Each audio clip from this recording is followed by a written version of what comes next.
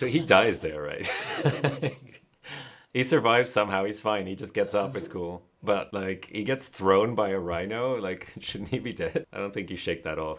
My name is Roel Konijnendijk. I'm a historian of ancient warfare at Lincoln College, University of Oxford. I specialize in classical Greek warfare. I'm back again to look at more battle scenes in movies and TV and judging how real they are. It's actually a really interesting clip. Like, it's got some really accurate features of how to approach a fortified position. Like, the attacking force is really quite spread out. They've all got their shields in front of them. They're trying to use screens to maintain in cover while they're advancing. So they're trying not to make themselves into too much of a target, which is really good. So the command loose, I mean, I've talked about this before. Movies and TV shows just love doing this over and over. They want their archers to be musketmen. They want them to follow a fixed sequence and fire in volleys. But archers didn't historically do this. There is no evidence that archers would shoot in volleys. It's just something they made up for the movie because it looks good to have them all do it at the same time and do it at the word of command. You know, some of these bows, they might have a draw weight of 60 pounds or more. A longbow has a draw weight of 120 pounds. If you're waiting for the command, you have to just hold it there and wait for the guy to tell you to loose. Your arm's gonna go numb, you're gonna give that up, and after a volley or two, you're gonna be exhausted.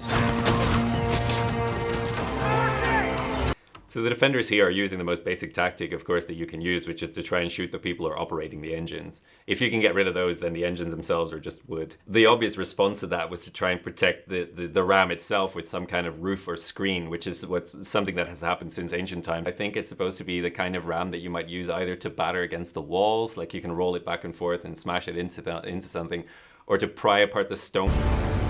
Throughout history, you try to use musical instruments or flags or fire to kind of signal to other people to make sure that they play their part in the battle. Having something really loud like a trumpet that you can hear over the noise of the battle and you can hear it at a long distance is a really basic way to do that. The one thing that I'm slightly questioning in this scene is that the signal seems to be just a simple single trumpet blast, so it's really simple, it's really straightforward. That could be mistaken for a lot of things. That could be a signal to attack for the main force. It could be a signal to retreat. And if this is the signal they use to summon the dragon, it implies they have absolutely no other signals. The Roman army units would have had like much more complex signals. They had a whole set of them that they were able to use in battle to indicate different maneuvers. So for instance, the Roman armies, you'd see these trumpet players with each unit and they would be able to give orders specifically. If you read tactical manuals from the Hellenistic and Roman period, they think these authors still think the most reliable way to convey an order is to just, you know, use your... Aegon and the other sort of leaders are actually getting directly involved in the fighting, and they become this kind of sort of symbol for their side, right, riding these dragons. And that is fundamentally really historical. There's a particular leadership style which is leading by example, which is very common throughout history as a way for these kings to demonstrate their worth as leaders. You know, people follow them because they are willing to take the same risk as the troops. Alexander the Great, for instance, was really renowned for this, like leading from the front, being the first into the enemy. But there's also the other consideration, which already, like, it forms the other opposite pole of that kind of problem of leadership. They often die. So it's something that a lot of leaders consider to be unwise because you end up, you know, losing a lot of generals or even, you know, monarchs or royal figures in battle. You want to avoid that. Well, you want to make sure you keep them out of harm's way. I would give it a 6. I have a personal grudge against the arrow commands. Like at this point, I have to get them to stop it at some point. So they have to lose points for that. And also, where's my ditch? I need one. That's bad. But otherwise, like, there is a lot of stuff here that's actually really good.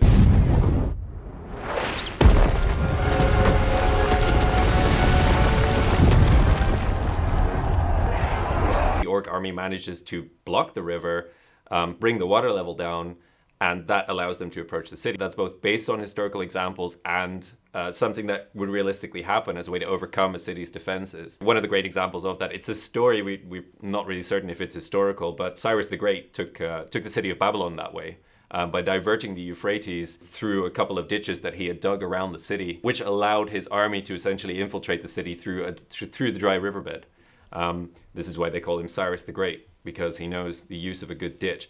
Obviously what they're doing here when they're shooting these catapult bolts hundreds of meters up into the sky to bring down this massive rockfall, I think that's more a narrative shortcut than a real tactic. It takes obviously a long time to kind of divert an entire river, so the only times that you'd be able to do that is if your enemy is already besieged and bottled up.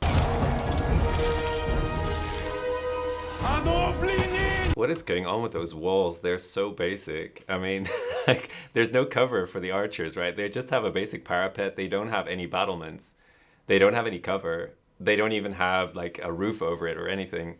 I mean, if you have, thousands of years to engineer your defenses, you can put a roof on it. So what you really want on a wall like this, partial barriers that go up to the full height of a person standing on the wall so that they can have cover or they can choose to be exposed in order to shoot arrows. When you realize as well that this wall doesn't have any kind of ditch or other earthwork in front of it, it's really relying on the river to keep the enemies at a distance. If they can approach, then even the defenders are going to be very vulnerable here.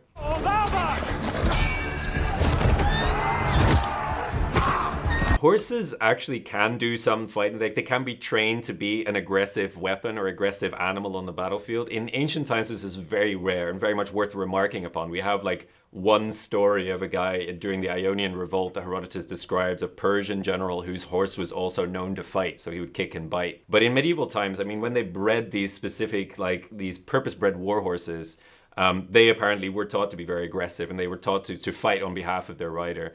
So it becomes more normal over time to actually get these horses to be quite dangerous on their own, essentially.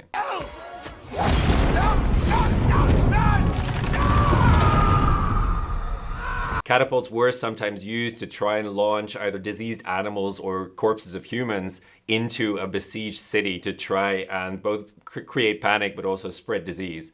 And so you could use that to kind of, worsen the lot of the besieged.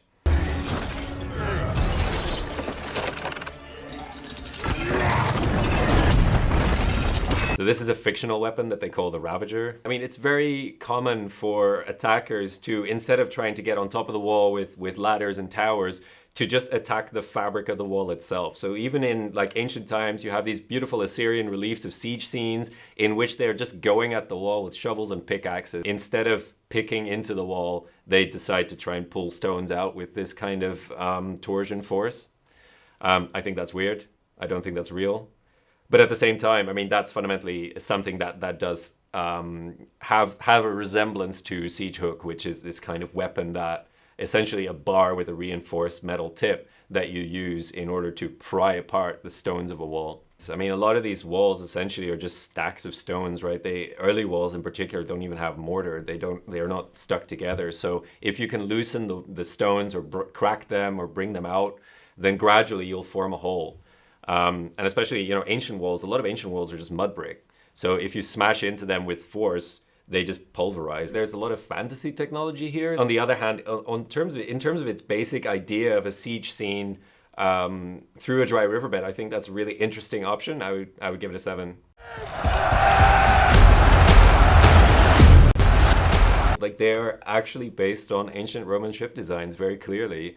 I mean, they're a little bit short and stubby, so they may have to be like Liburnians, which would make sense for the imperial period. They seem to have combined the Liburnian, which is quite a light ship, with the kind of towers and siege engines that you get mounted onto earlier, much bigger warships like Quinqueremes, like these big 5s that they used to use during the Punic Wars. But it's a really cool idea. They really did their homework on what these ships are supposed to look like.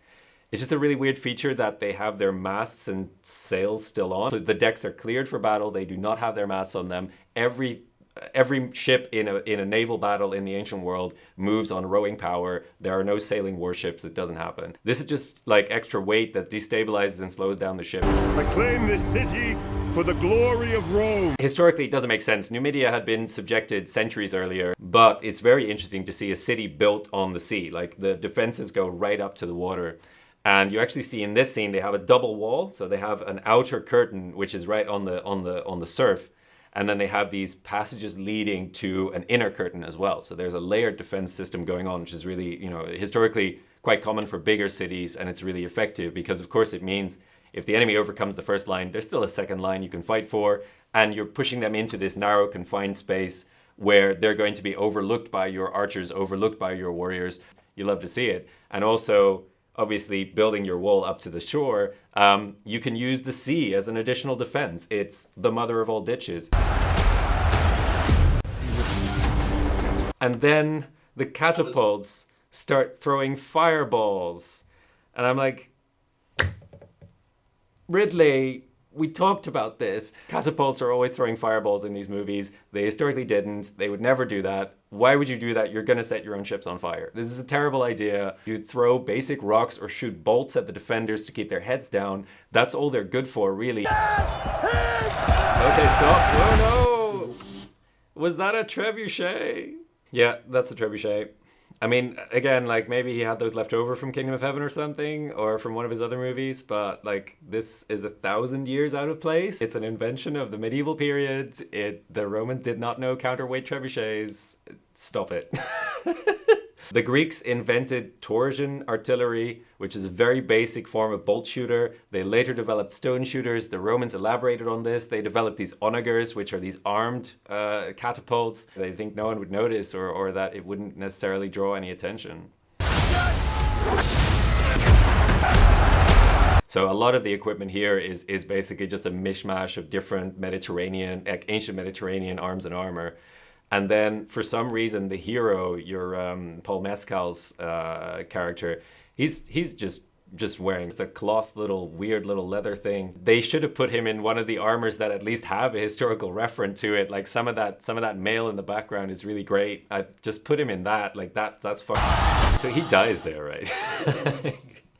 He survives somehow. He's fine. He just gets up. It's cool. But, like, he gets thrown by a rhino. I don't think you shake that off. Wild animals were often a feature of gladiatorial combat. Like, they would let wild animals into the arena and have the gladiators enact hunts, essentially. Just try to hunt them and kill them. The exoticism is part of the spectacle. So if you could get weirder animals that have been less often seen in Rome, that would be even better. There is evidence of rhinos making an appearance in the Flavian Amphitheater, but we don't really know if they were ever made to fight humans. I mean, most of the time they would probably be put on display or made to fight other animals. The Colosseum. Gladiatorial naval combat called naumachia is a real thing. Most likely this would have happened in separate venues that were purpose-built to allow them to move the water in and out quickly, and where they'd have more space to kind of do this reenactment. I think it's really interesting they actually put that on the screen. There's absolutely no evidence that the Romans would ever bring sharks into play in these naval gladiatorial fights. This is not something that you can easily just sort of transport into the Flavian Amphitheater. That's just not. So the thumbs up, thumbs down thing, it's like, it's a big cliche for movies. We don't actually know the gestures that were used. So this is something that's become an icon of movies about ancient Rome, but it has very little to do with the actual evidence. I would probably give it a 5. There are some things that you really love to see this on the screen, like the naumachia, the naval assault of a city, like great stuff. But the way that he did it ends up being really kind of sloppy and messy, and with mistakes that didn't need to be made. They attack before they can establish their war camp and supply their soldiers. So I have many opinions, all of them bad. So they're supposed to have run from their camp into battle by running a mile across this plain. Now, many people question this for obvious reasons, and many people have questioned it for centuries. We don't really believe that people could run that far in full armor in the summer heat, and I think that's what they're kind of trying to convey, that the Persians were taken by surprise because the Athenians were advancing much faster and going straight into that fight. What they're trying to convey is this idea that the Athenians won the Battle of Marathon through shock tactics. The Athenians didn't attack them while they were disembarking. They encamped across from them in this plain and sat looking at each other for 10 days.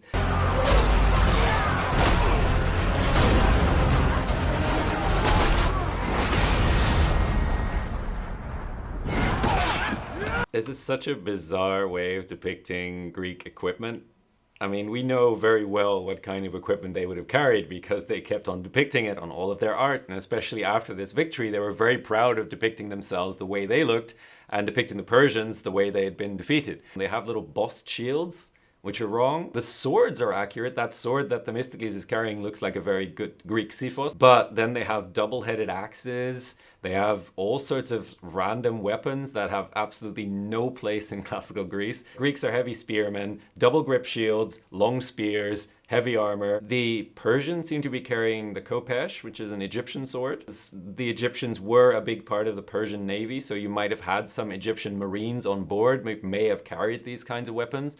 But I mean, if we assume that this is a force of Persians, which the movie wants you to believe, then why are they carrying Egyptian weapons and not Persian ones?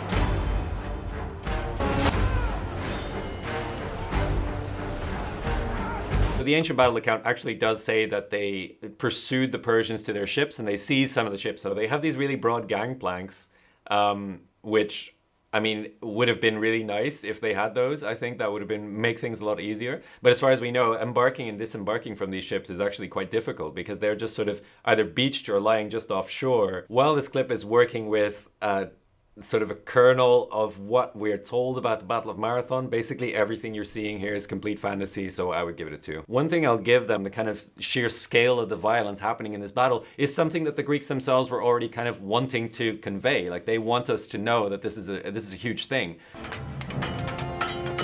Right now! Right now! Okay, him slapping the lances with his sword, right? Not only is that not historical, like, that was made up by that guy right there for this scene. Like, he just thought that would be a cool thing to do, so he did it. And that they kept it in the movie. And, like, you know, it works so well that you almost want this to be a real thing. And people sometimes ask me, like, is that a real thing? Is that something that ancient or medieval commanders would do? It's like, no, Bernard Hill did that. And now it's in this, like, incredible depiction of something that looks like pre-modern warfare. But that's just cinema. That's just in this movie.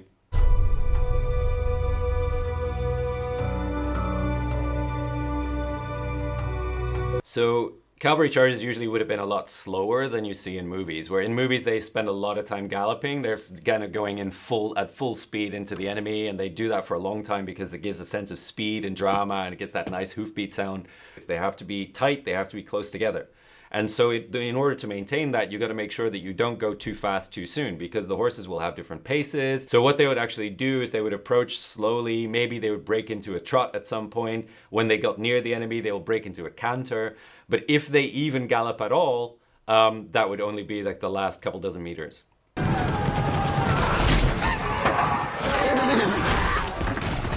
Some people will argue that the effect of a cavalry charge is purely psychological, so you'd never actually crash into a prepared enemy. You would always kind of be riding through an enemy that's already broken and running away. So you're kind of just slapping them in the back while they've already been driven off. But the other theory is actually that horses can be trained to crash into a solid object. This idea that you see in this scene of them throwing bodies. There's a testimony by, I think, Winston Churchill, actually, from Omdurman, where he describes this happening, that the infantry was literally just bodied by these horses, and that's what would happen when the cavalry slams into them.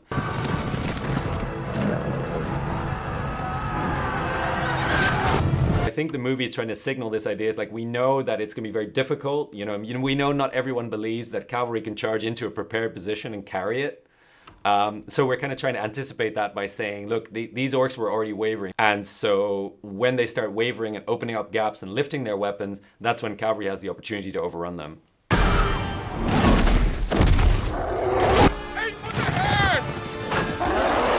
I mean, Oliphants are basically just a sort of souped up fantasy version of the war elephant. In ancient times, when they were first introduced, they were very effective because any army that hadn't seen these animals before was going to be absolutely terrified. So what you often see infantry do when elephants charge them is just make space, just make canals, make pathways through the formation, just get out of the way.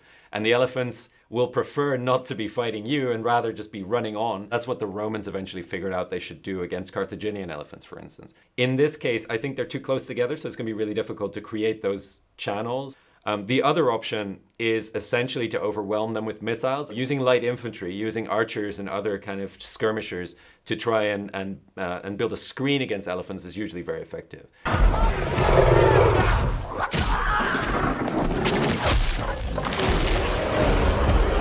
He's throwing his lance at the rider who's controlling the Oliphant. Which is, I mean, I guess it's a way to try and disable them. But the problem that you're facing really isn't the fact that there's a driver controlling the elephant. The problem is that you've got an elephant coming at you. And so really what you want to do is get that animal to either move past you harmlessly or turn away. In terms of cinema, in terms of emotion, this is the best scene. Like, this is the best kind of ancient warfare scene that you could possibly imagine. Return of the King is always going to be awesome out of 10. If you wanted me to put a number on this, it's very difficult to say because it's fantasy, but like, I'd probably give it an 8.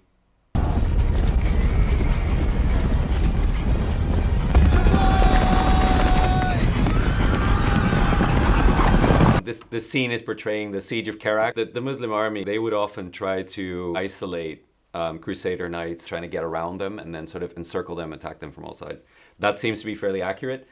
But at the same time, I mean, they would do that in conjunction with horse archers and other missile troops that they would use to try and soften that formation up first. There should absolutely be arrows flying everywhere, and most of these Frankish knights would probably be dead before they even make it to combat.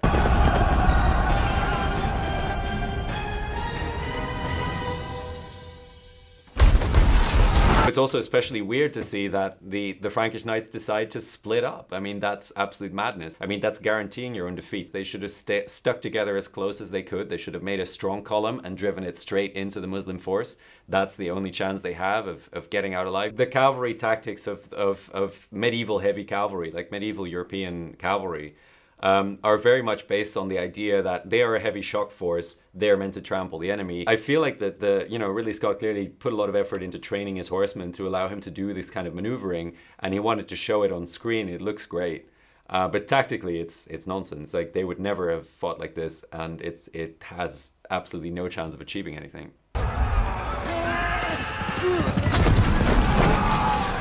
The advantage of a lance is that it can be couched when you're charging, when you're using it on horseback. So you can actually put that lance somewhere under your arm where it's stable, where it's braced by the rest of your body and by the horse, so that you can then maintain a direct line into combat and put the full weight of your horse and your person and your weapon behind that point. I think he should have been overhand, like that gives you the range. I would give it a 4. This scene is a nonsense, but the movie tells the story right.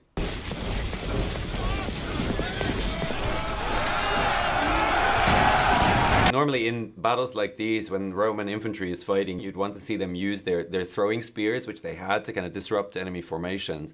And so in theory, you should want to see these two lines exchanging these volleys of javelins before they actually get into hand-to-hand combat. But we're told that, specifically at Philippi, they didn't do this. It was really quite a battle of butchers, essentially. They went straight into close combat and just hacked at each other with swords until there was no one left standing.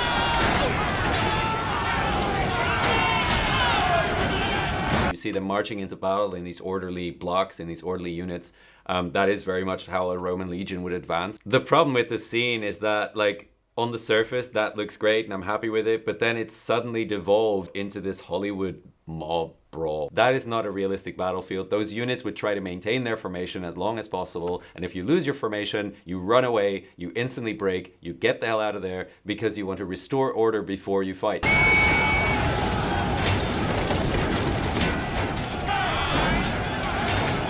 And the other thing that they do that really annoys me, these guys who are squeezing their way to the back and then the next rank comes forward and they're literally holding onto the straps on each other's equipment to try and make sure that that formation maintains that same order and that the guys are all sort of slotting in where they're supposed to be. This is a really unhistorical way to depict what a Roman army would actually do, which is not rank rotation, but line rotations. What these Roman armies were equipped to do was to take the entire unit, including its front rank and all the other ranks, out of the line and replace it with another unit that was coming up from behind. They would have a line rotation system, usually in 3 lines, that would take turns bearing the brunt of the fighting.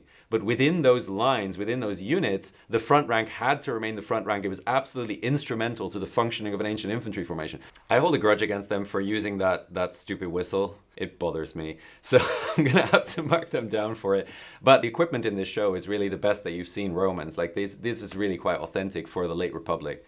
The mail armor, the simple helmets, the big shields that they're carrying. So I guess I'd give it a 5.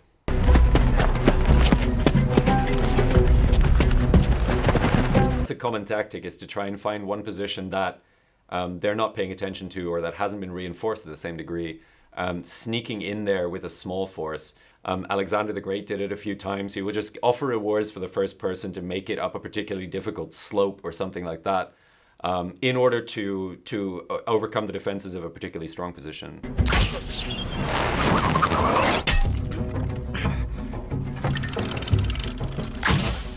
I have no idea how you would be able to shoot a bolt with a crossbow that would dig so deep into a stone wall that you could hang a man from it.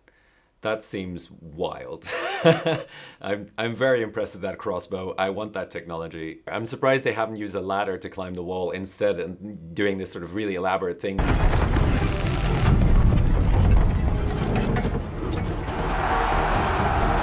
By far the most common way for cities to fall was through treachery. So you'd almost always either have someone sneak in and open the gates, or you'd have someone on the inside open the gates for you. When you read ancient treatises like Aeneas Tacticus, the vast bulk of that work is devoted to how do you keep people from giving away the password, sewing through the crossbar of the gate. How do you keep people from sending signals to people outside, the besieging force? So that kind of factor is much more important in the defense of an ancient city than the technicalities of what kind of weapons you might use to defend it, at least in the minds of ancient authors. Give it a 6. He's infiltrating the wall in a really bizarre way. That doesn't make sense. But then fundamentally the idea of opening up a gate from the inside so that friendly forces can approach the city and enter, that's obviously very realistic.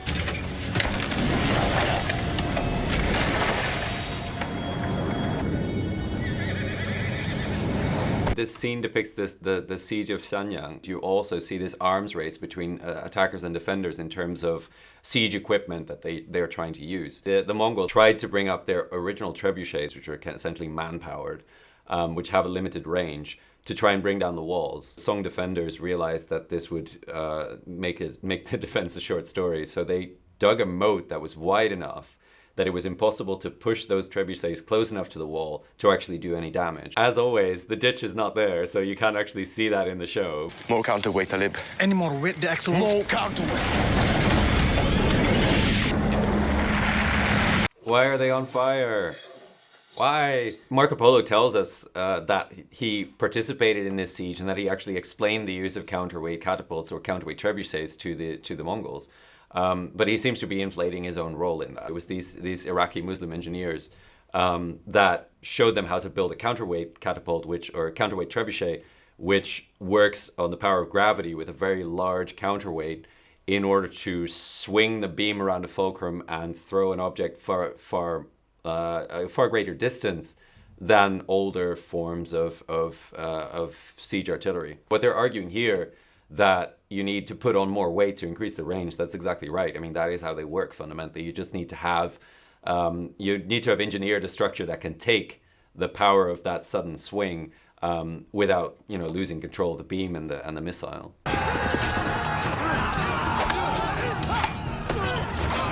Why would you do that?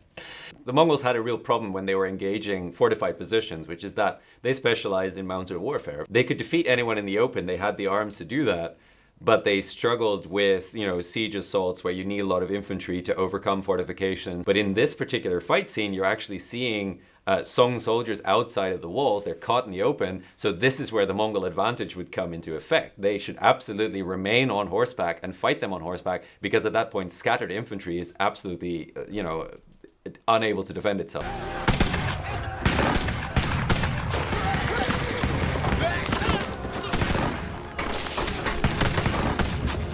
These are some of the earliest gunpowder weapons in existence. At this point, they don't really exist yet in Europe.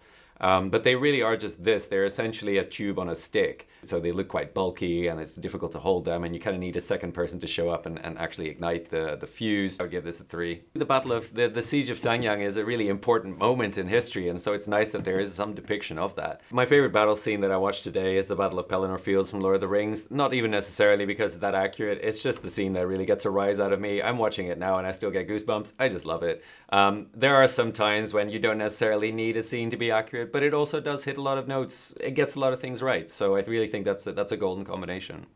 If you like this video, why not click on the next one?